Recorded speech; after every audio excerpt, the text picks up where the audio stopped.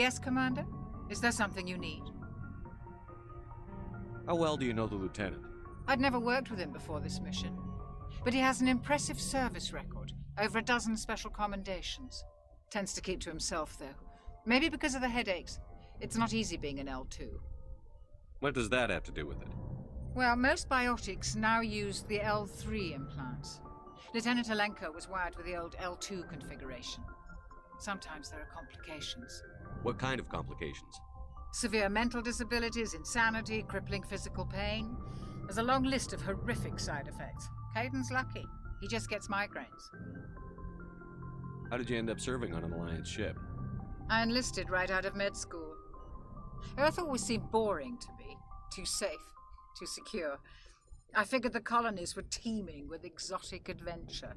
I wanted to travel the stars, tending the wounds of tough soldiers with piercing eyes and sensitive souls.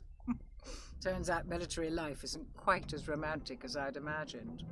But humanity needs the Alliance if we want to keep expanding through the Traverse, and the Alliance always needs good doctors.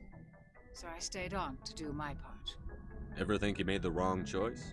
Sometimes I think about opening a private practice back on Earth, or maybe taking a position at one of the new med centers out in the colonies. But there's something special about working on soldiers. If I left the Alliance now, I'd feel like I was abandoning them. I should go. Goodbye, Commander.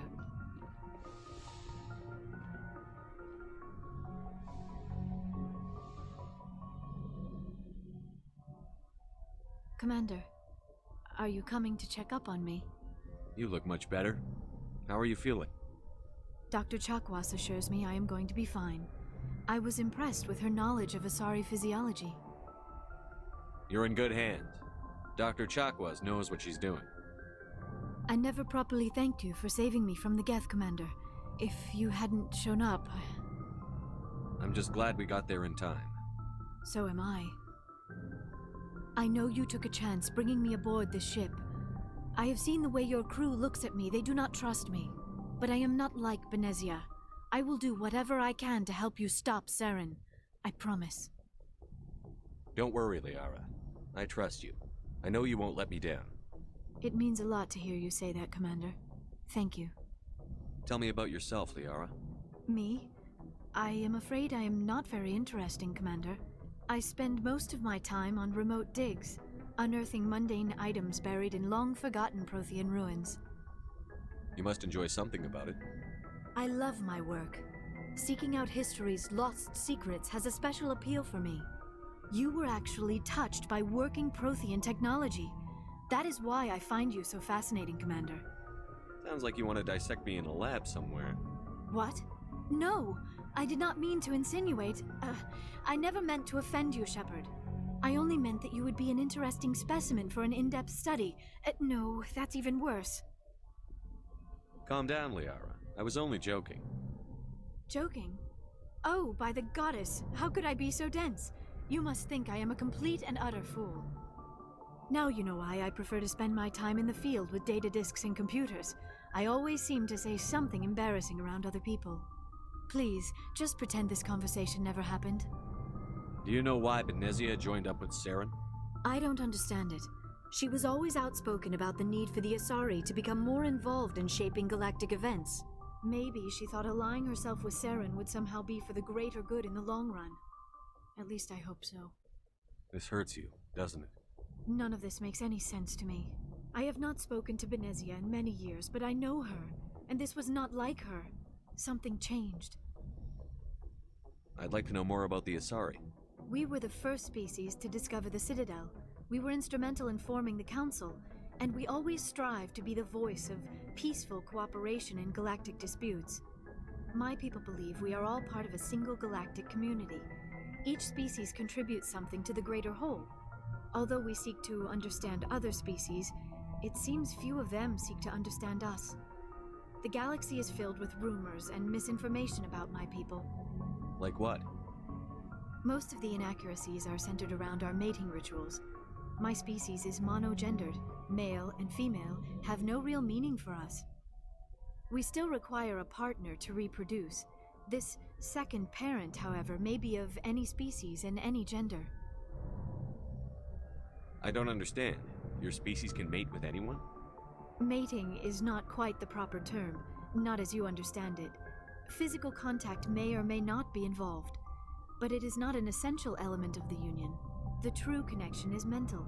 Our physiology allows us to meld with other beings. We can touch the very depths of their minds.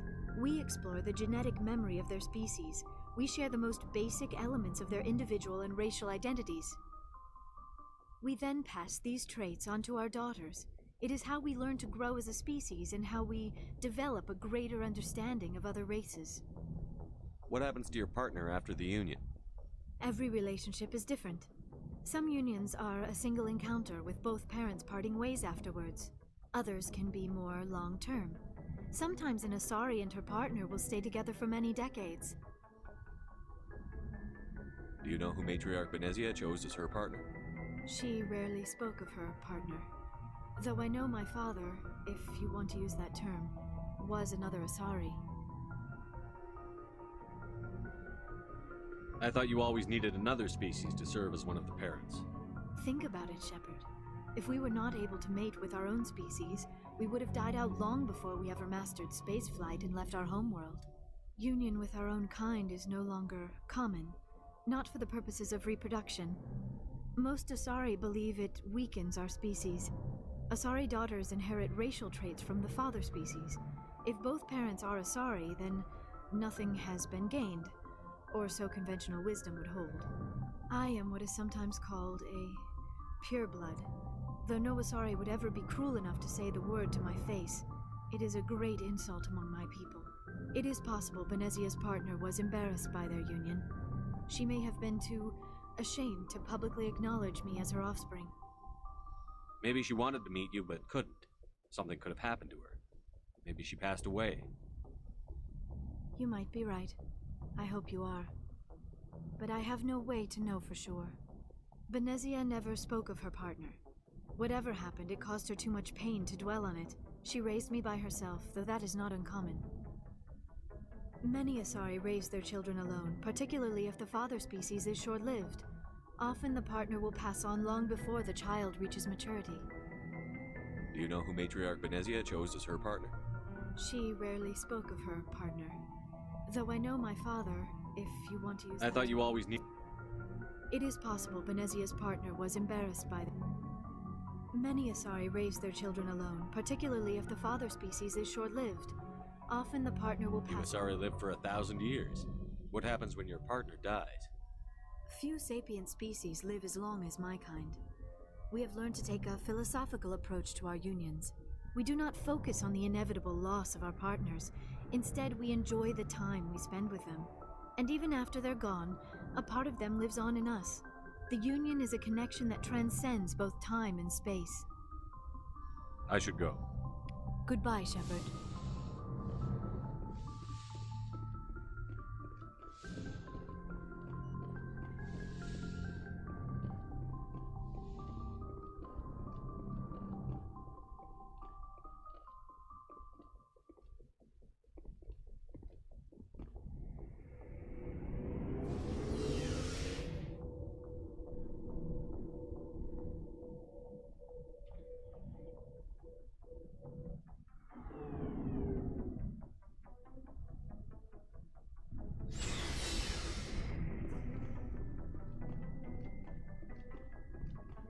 Commander, nice work out there.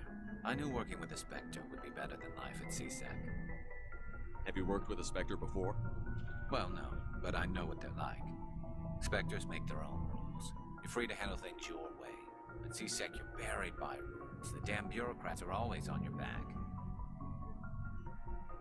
Being a Spectre does have its advantages. Exactly my point. If I'm trying to take down a suspect, it shouldn't matter how I do it, as long as I do it.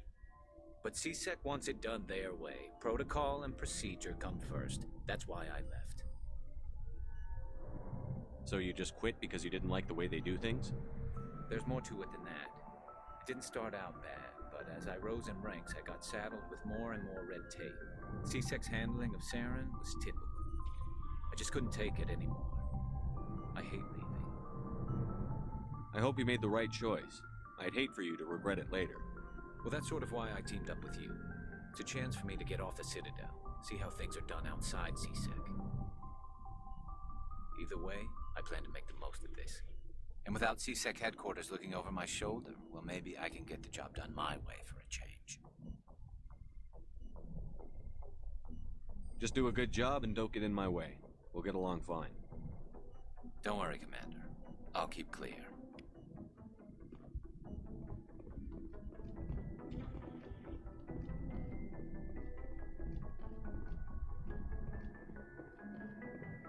Shepard, what can I do for you? What's your story, Rex? There's no story. Go ask the Quarian if you want stories. You Krogan live for centuries. Don't tell me you haven't had a few interesting adventures. Well, there was this one time the Turians almost wiped out our entire race. That was fun. I heard about that. You know, they almost did the same to us. It's not the same. It seems pretty much the same to me. So your people were infected with a genetic mutation? An infection that makes only a few in 1,000 children survive birth? And I suppose it's destroying your entire species? I suppose it isn't all the same. I don't expect you to understand, but don't compare humanity's fate with the Krogan. Sorry, Rex. I wasn't trying to get you upset. Your ignorance doesn't upset me, Shepard. As for the Krogan, I gave up on them long ago. The genophage infected us, but it's not what's killing us.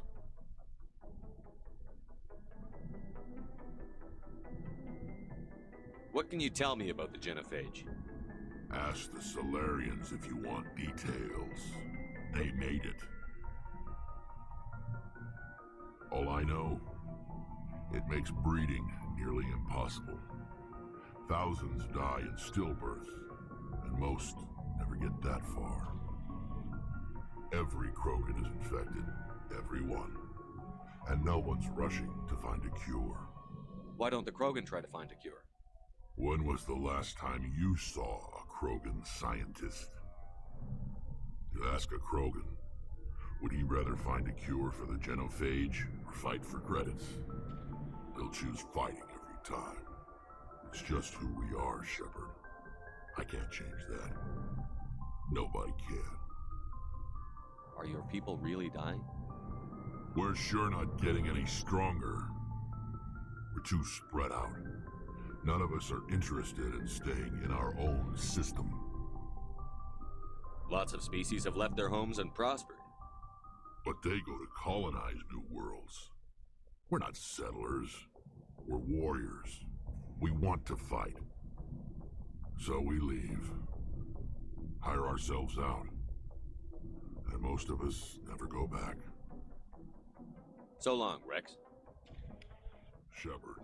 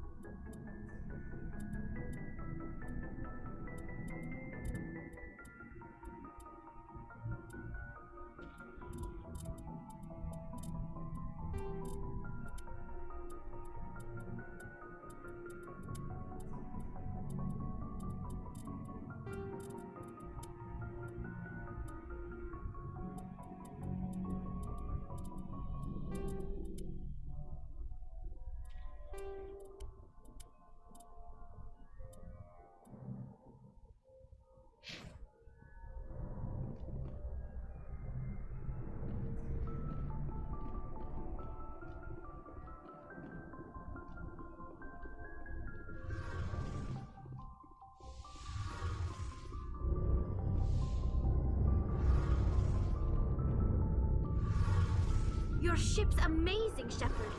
I've never seen a drive core like this before. I can't believe you were able to fit it into a ship this small. I'm starting to understand why you humans have been so successful. I had no idea Alliance vessels were so advanced.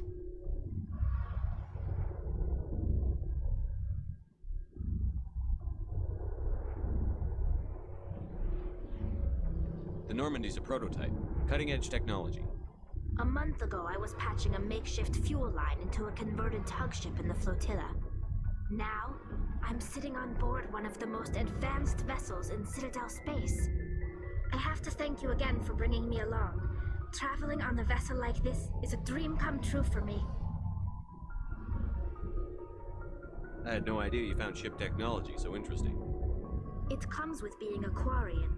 The migrant fleet is the key to the survival of my people.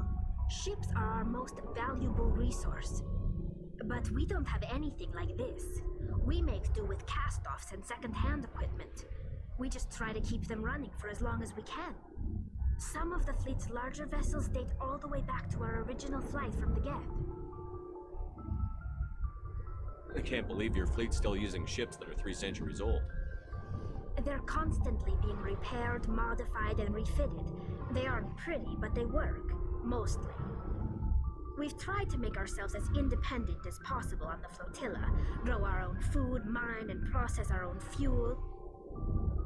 But some things we just can't make on our own. A patch to maintain the hull integrity requires raw materials we just don't have. That's why our pilgrimages are so important. Tell me about your people. Our lives aren't easy. Resources are scarce, and we are constantly on the move.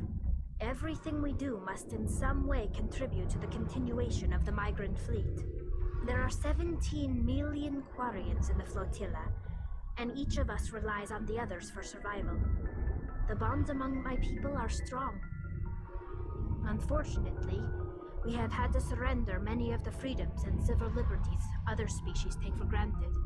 What kind of freedoms? Well, it's illegal for parents to have more than one child. If our population grows too much, it would strain our resources to their breaking point. Of course, we also can't allow our numbers to become too few. If our population is in decline, the rule against single births is temporarily repealed.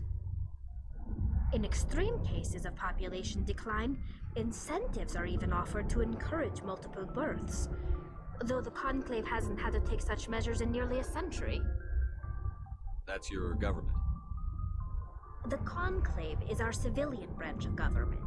Each ship can elect a representative to serve on the Conclave and make decisions that affect the fleet as a whole. On matters that affect an individual ship, however, the captain has the final say. It's a tradition that dates back to the early days, when the fleet was governed by martial law. Fortunately, most captains nowadays are smart enough to have an elected council from their crew to give them advice and guidance. So the ultimate power rests with elected officials. In practice, the Conclave and the respective council for each ship tend to set the rules that govern our daily lives. But in theory, we are still under military jurisdiction. The 5 top-ranking military officials in the fleet serve on the Admiralty Board. These 5 have the power to overrule any decision by the Conclave in case of emergency. To do so requires unanimous agreement among the Admiralty, and they can only do this once. After that, the entire board must resign their posts. It's a safeguard that served us well. In nearly 3 centuries, the Admiralty Board has only overruled the Conclave 4 times.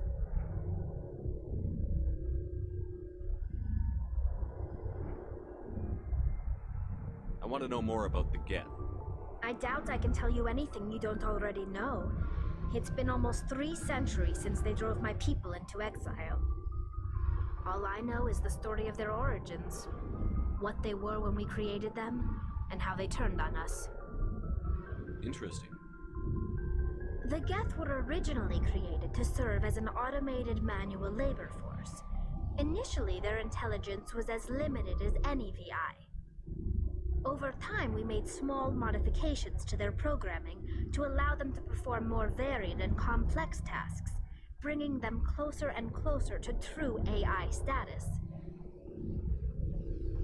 How come the Council didn't step in and stop you? This wasn't true AI research. We may have been skirting the bounds of the law, but we never did anything that was actually illegal. The changes were so insignificant, so gradual, that we were able to control them. Or so we thought. But one thing we underestimated was the power of the neural network. A million Geth thinking simultaneously created an inherently unstable matrix. So, the Geth share brain power? Many of the Geth's logic systems were designed to work in concert with other nearby Geth. Basically, the more of them you have in a group, the smarter they are. So there's some sort of group consciousness. No, nothing like that. They cannot share sensory data or information. Their programming cannot handle that much simultaneous input. Each Geth maintains an individual awareness and identity. The neural network only operates on a process-based level. It's basically the synthetic equivalent of a subconscious. But when they're in close proximity, they can coordinate low-level functional processes, freeing up more capacity for original or independent thought. What made them rebel? As we built more and more Geth, their effective intelligence became more sophisticated, more abstract. One day, a Geth began to ask its Quarian overseer questions about the nature of its existence. Am I alive? Why am I here? What is my purpose? As you can imagine, this caused a near panic among my people. What did you do? It was inevitable the newly sentient Geth would rebel against their situation. We knew they would rise up against us, so we acted first. A general order went out across all Quarian-controlled systems to permanently deactivate all Geth. The Geth responded to this order violently. You can't blame them for fighting for their survival. We had no other choice. The Geth were already on the verge of revolution. By acting quickly, we had a chance to end the war before it began. The hope was that most of the Geth would still be little more than machines, incapable of organized resistance. But they had progressed much further than anyone anticipated. The war was long and bloody. Millions upon millions of Quarians died at their hands. In the end, we were forced to flee our own homeworld. We feared the Geth would pursue us, but they never came beyond the Veil. Now we drift through space, exiles searching for a way to reclaim what was once ours. I want to know more about the pilgrimage. When my people reach maturity, we leave our birth ships and seek acceptance with a new crew. It's necessary to maintain genetic diversity among the fleet. But no ship wants to accept someone who will be a burden on them. So, to prove our worth, we embark on a pilgrimage. We set out alone, leaving the flotilla and our families behind us. We only return once we have found something of value we can bring back to the fleet. This is presented as a gift to the captain of the respective ship we wish to join. If the gift is accepted, we are welcomed into the crew. Can a captain choose to reject the gift? That doesn't happen often. Most captains are eager to increase the size of their crew. It increases their own standing in our society.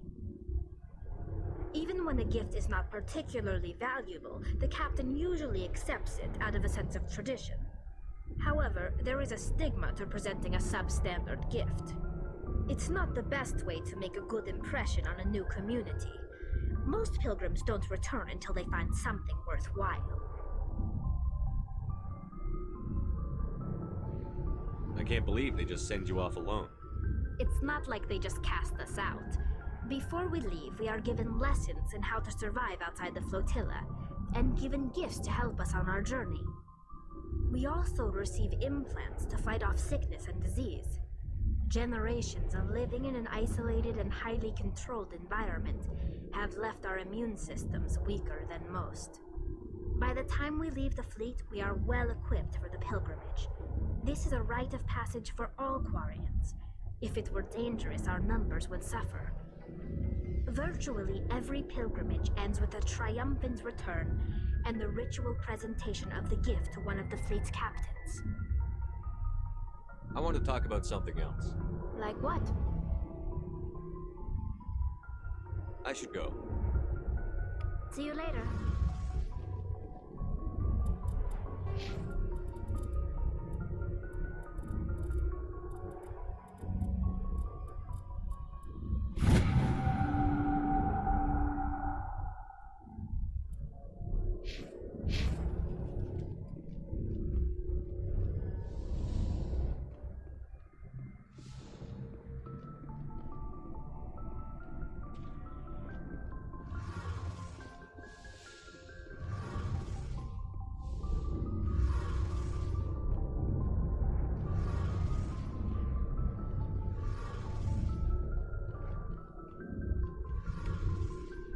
Hey, Commander, you know that Quarian, Tally?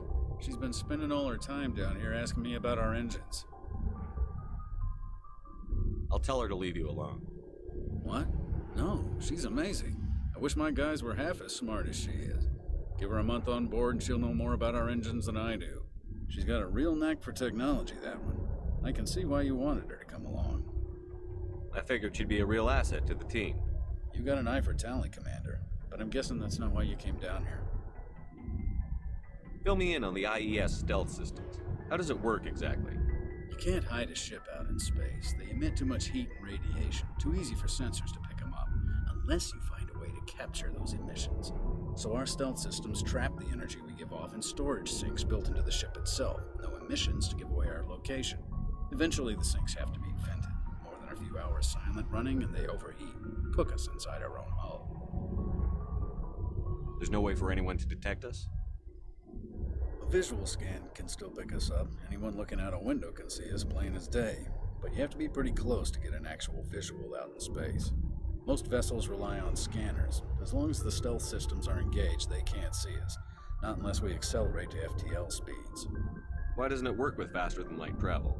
Cranking up to FTL blue shifts our emissions, pushes them into frequencies too high to capture in the sinks. As soon as we make the jump, it's like setting off a flare. Sensors can pick up our location whenever we enter or exit FTL flight, but for short-range missions, our stealth systems are amazing, and we've got the only one. Where else have you served, Adams? If you name a class of Alliance ship, I've probably served on it. Everything from dreadnoughts and carriers right down to frigates like the Normandy. My last assignment was on the Tokyo, only a cruiser, but she was a good ship. Couldn't hold a candle to the Normandy, though. I want to know more about the Normandy.